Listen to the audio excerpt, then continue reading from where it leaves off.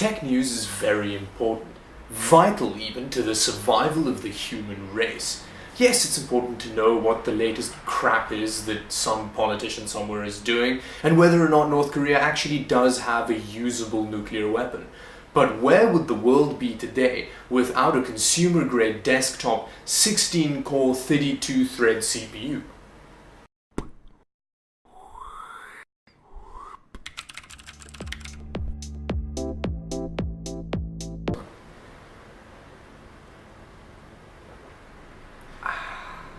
Ready.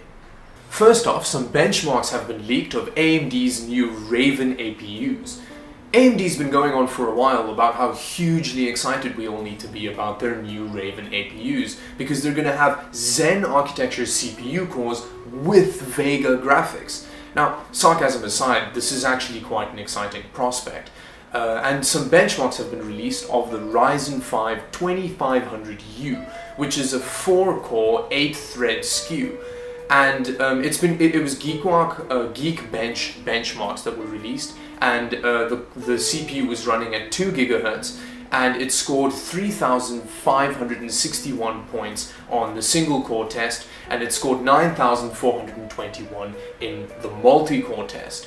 Now this is up 36% from the old generation single-core performance and 48% from the multi-core performance. But let's be honest, it doesn't take a huge amount to outperform AMD's previous generation, and these are leaked benchmarks, so you have to take it with a grain of salt. But I have to say, I'm quite excited about the idea of having a genuine option for 1080p gaming off a single chip. Philips readies a curved ultra-wide 4920p8 thing. The name is a bit of a mouthful, and it's all really exciting because it's a 49-inch display that's 32 by 9 aspect ratio, so it's one of those like super duper mega ultra wide screens, which I don't really see the point of, but anyway, it's going to come with USB-C, and apparently it's going to cost less than $1,100. Which is still a huge amount of money for a screen, so I don't really know when they're saying that like they're bragging. But some of the specs are fairly impressive. It's going to have a VA panel with a resolution of 3840 by 1080. So it is technically still a 1080p screen at a huge size, so the pixel density isn't going to be that great. But it does have a really impressive brightness of 600 nits. It supports the sRGB color space, which everything does these days. If it doesn't, it would be a huge letdown. But because it is a VA panel, it's going to have really good contrast ratio. Philips is quoting 5,000 to 1 for it, but these numbers literally mean nothing. And it's going to have pretty good viewing angles. It's a bit weird because Samsung released this monitor pretty much earlier this year, and Philips is saying that they're going to release this halfway through next year, which means that their competitor has essentially the same screen out with slightly better specs, because it's got like quantum dot and things that make for better viewing experiences or whatever. And it's out already, and I think it costs around the same. So I don't really know why Philips is telling us about it now, because, well, they've pretty much already lost that race. So are they dropping the ball a bit here? Is there any point to a screen that wide? Why do men have nipples? These are all really important questions.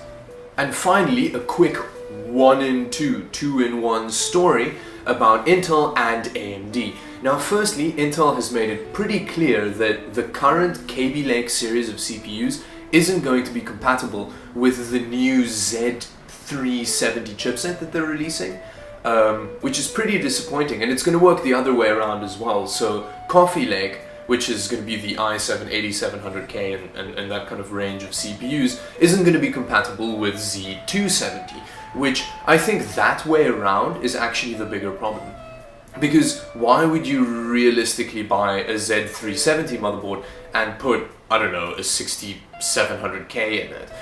But the concept of having a Z270 board or a Z170 board, and then deciding that you want to upgrade from, I don't know, let's say something like a 6600K, which is a quad-core quad thread CPU to a higher thread count CPU, you want to go to the 8700K, you can't do that. You have to buy a whole new motherboard, which is it's a bit short-sighted on Intel's part, because at this point AMD is hammering them, right? And they really need to do everything they can to show their consumer base that they don't actively hate their consumers. Because at this point, Intel really does seem as though they hate the people that buy their products. And they need to do something about that, and this is not the way to do it. And then on the AMD front, there's been a lot of excitement around Threadripper, because it was delidded pretty much before launch, and people saw that there were 4 dies on the kind of huge Threadripper CPU, and it was clear that only 2 of them were active, which meant that there were 2 dummy dies which supposedly could have just been activated, and then you have a 32 core 64 thread consumer CPU. AMD has commented on this recently and made it clear that this is unfortunately not the case. These 2 dummy dies are in no way active dies, they're just placeholder bits of silicon. They're not even connected to the rest of the chip, and it's not as simple as just activating them.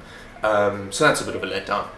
Anyway, that's been it for this week in the tech news. If you enjoyed the video, do like and comment about suggestions, about future stories, or just about content that you want to see on the channel. And if you disliked it, dislike it, go for it.